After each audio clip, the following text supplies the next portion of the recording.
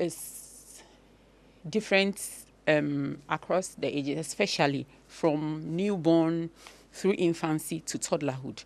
But a toddler stool should look like an adult stool because our diet is similar, sort of, yes. So a toddler stool should look like an adult stool. It should be formed.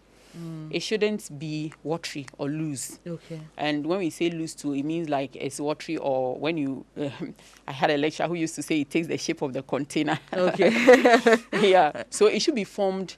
And then the color is brownish. Sometimes we eat certain things that color the stool. For instance, if you eat a lot of watermelon, you're going to see it looking reddish. If you take iron syrup, you're going to see it's looking blackish. Yeah, but that doesn't mean it's not normal. You know that because you have eaten something or you are drinking something, that's why it's colored. So it should be formed.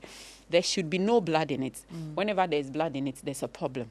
And whenever it's diarrhea, it's loose or it's taking the shape of the container, then there's a problem.